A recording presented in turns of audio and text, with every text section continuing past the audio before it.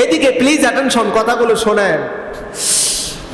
আপনি সম্পদ আপনার নিজের, জমি আপনার, পরিশ্রম আপনার, সব আপনার, তারপরেও কিছু সম্পদ, কিছু মানুষের সম্পদ আপনার সম্পদের ভিতরে লুকায় আছে। আল্লাহ পাক সেই কথাই বললেন, তো আব্দুল আমানাতি ইলা আহলিহা, যার যে প্রাপ্য তাকে সেই প্রাপ্য বুঝায় দাও। যদি বুঝায় না দিতে পারো, কিয়ামতের ময়দানে তোমার শরীরটাকে আস্ত একটা বিশাল আকৃতি করবে, আর অঙ্গ প্রত্যঙ্গ কেটে কেটে যার যে অধিকার দুনিয়ায় ছিল তুমি দাও নাই, তোমার শরীর থেকে মাংস কেটে কেটে তাদেরকে দেওয়া হবে। মাংস কেটে দিলেও হয়তো বা একটু সমাধান পাওয়া যেত, কিন্তু না না, মাংস কাটলেও হবে না, বরং তার থেকে নেকি পর্যন্ত কেটে নেওয়া হবে। এবার আমার সম্পদের ভিতরে কারা কারা সম্পদ পাবে একটু জেনে নেই।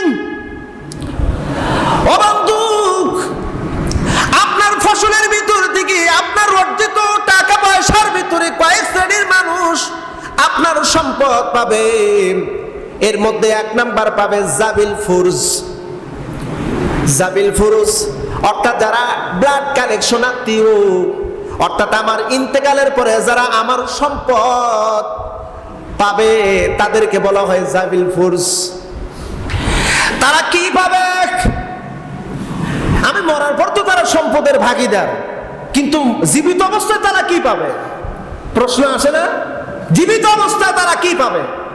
জীবিত অবস্থায় পাবে তারা হাদিয়া, তহফা তাদেরকে দিতে হবে, যদিও এটা সুন্নত। রাসূল বলেছে তাহাব্বু তাহাব্বু, হাদিয়া দাও, মহব্বত বৃদ্ধি হবে। তোমার নিকটতম আত্মীয় স্বজনদেরকে তোমাকে হাদিয়া দিতে হবে, তাদেরকে মেহমানদারি করাতে হবে, তাদেরকে মেহমানদারি করাতে হবে। কোরআনুল কারীমের অন্যত্র সূরা বাকারার শেষের দিকে ওখানে উল্লেখ করা হয়েছে কাদেরকে সম্পদ দিতে হবে, দান সদকা করবো কাদেরকে। এখানে বলা হয়েছে আত্মীয় স্বজনদেরকে তুমি দান সদকা করো, অর্থাৎ জাবিল ফুরুজ যারা আছে, ব্লাড কালেকশন আত্মীয় যারা আছে, তাদেরকে সম্পদ দিতে হবে। তো আব্দুল আমানাতি ইলা আহলিহা, বঞ্চিত করার কোনো সুযোগ নাই। এবার দ্বিতীয় নাম্বার হলো, আমি যদি ইন্তেকাল করি, আমার ইন্তেকালের পরে সম্পদগুলো কারা কারা পাবে? এখানে উল্লেখিত আমরা বড় বড় মারাত্মক কিছু ভুল করে থাকি। যারা ভুল করেছেন এখনো সংশোধন করার সুযোগ আছে। আমার ধরেন 10 বিঘা, 15 বিঘা, 20 বিঘা জমির মালিক, 10 কোটি 20 কোটি টাকার মালিক। আমি জীবিত অবস্থায় এবার সম্পদগুলো বন্টন করে দিয়ে যাচ্ছি। ছেলের জন্য এতটুকু, মেয়ের জন্য এতটুকু। কোরআন হাদিস মতে সুষ্ঠু বন্টন আপনি করলেন, কিন্তু কোরআন বলতেছে না এই বন্টন করার হুকুম তোমাকে দেওয়া হয় নাই, তুমি ইন্তেকাল করার পরে এই সম্পদের বন্টন হবে। কথা কি ক্লিয়ার? বুঝতেছেন আমার কথা? একটু জোরে সোরে আওয়াজ না দিলে হবে না। বুঝতেছেন আমার কথা? আমার জীবিত অবস্থায় আমি কোন সম্পদ বন্টন করার অথরাইজেশন আমাকে ইসলাম দেয় নাই। আর আমি এটা যদি করি, আল্লাহর আইনের বিরোধিতা করা হলো, মানে একটা আল্লাহর আয়াতকে অস্বীকার করা হলো। জীবিত অবস্থায় সম্পদ বন্টনের কোনো নিয়ম রীতি নাই। সম্পদ বন্টনের নিয়ম রীতি হলো, যদি সম্পদের মালিক যদি ইন্তেকাল করে, তারপরে ওই সম্পদ বন্টন হবে। মিরাজ বন্টন নীতি কোরআনে আছে না নাই? অনেক অনেক বড় বাটপার আছে, লিখে রাখুন নামাজ রোজা হজ যাকাত কিচ্ছু হবে না। ছেলেকে দেয় 10 বিঘা, মেয়েকে 1 কাঠাও দেয় না। মেয়ের নামে সব দেয়, কিন্তু অন্য কোন আত্মীয় স্বজনকে দেয় না। ওদের নামাজ আল্লাহর দপ্তরে কবুল হবে না। আল্লাহ পাক বলেন, তু আব্দুল আমানাতি ইলা আহলিহা, তোমার সমস্ত সম্পদ যার যা অধিকার তাকে দিয়ে দাও, যদি না দাও লা ফাসাদা আমালুহুম, তোমার সব আমল বরবাদ হয়ে যাবে। কোরআন এমন একটা কিতাব, তিবিয়ানাল লিকুল্লি শাইইন। কোরআন বলে প্রত্যেক সেক্টরে পরিপূর্ণ ইসলাম, পরিপূর্ণ দ্বীনের, পরিপূর্ণ সমস্যার সমাধান আল্লাহ পাক এই কোরআনে দিয়েছে। গত কয়েকদিন আগে আমার এক ফুফা মারা গেল।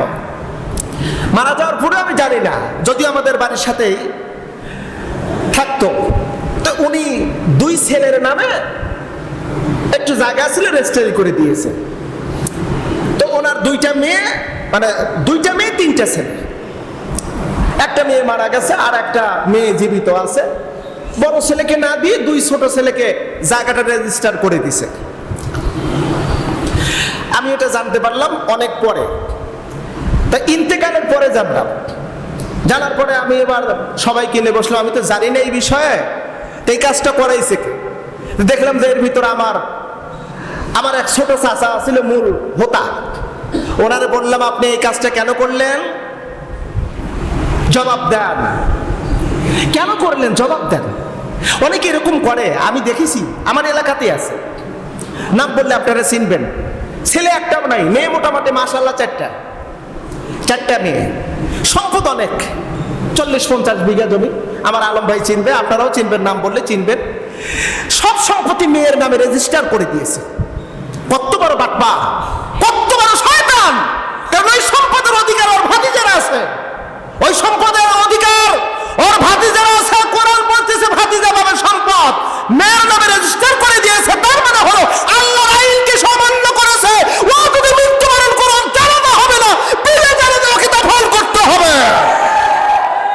এটা আমার কথা না, আল্লাহর কথা। মেয়ের নামের সম্পদ সম্পূর্ণ দিয়ে দিলে, ভাতিজার নামে তুমি দিলে না। তোমার দিলা আমানাতি ইলা আহলিহা, একটা একটু অস্বীকার করেছো। ইন্নাল্লাযীনা কাফারু বিআয়াতিনা সাউফা নুসলিহিম নার, সূরা নিসা আয়াত নাম্বার 34। আমার মুখ বানাওটি কথা না, কারণ রমজান এসেছে, আমাদের প্রত্যেককে রমজান শিক্ষা দিয়েছে, প্রত্যেকের অধিকার তোমাকে বুঝাই দিতে হবে। কি কি অধিকার? আপনি একা পেট ভরা খুব সুন্দর সুন্দর আইটেম দিয়ে ইফতার করলেন, আপনার পাশের বাড়ি একজন রোজাদার আছে, এতিম গরিব অসহায়, তার ইফতারি কেনার সামগ্রী নাই, আপনি তাকে ইফতারি সহযোগিতা করলেন না। এই যে ঈদুল ফিতরের নামাজ আসতেছে, আপনার বাড়িতে কত রকমের আইটেমের খাবার, আপনি সুস্বাদু খাবার তৈরি করলেন, কিন্তু পাশের বাড়ির সলিমউদ্দিন রহিম, আব্দুর রহমান, আব্দুল্লাহর খবর আপনি নিলেন না। আল্লাহ কয় তুআদ্দু আমানাতু ইলা আহলিহা, তোর সম্পদের ভিতরে একটা অংশ ওই গরিব মিসকিন পাবে, তাকে দে। যদি তুই না দিতে পারিস, লিখে রাখ, রাসূল বলেছেন ফালাইসা মিন্নি, সে আমার উম্মত না। প্রিয় বন্ধুরা, একটু সতর্ক হন। এটা রমজান আমাদের শিক্ষা দিচ্ছে।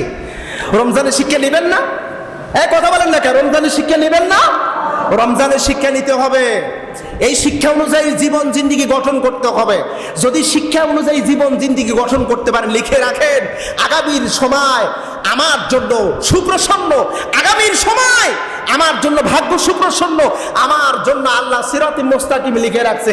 আর এ পথে হাঁটতে হাঁটতে এর গন্তব্য লাস্ট স্টেশন হলো জান্নাতুল ফেরদাউস। আল্লাহ আমাদেরকে কবুল করুন, সকলে বলে আমিন।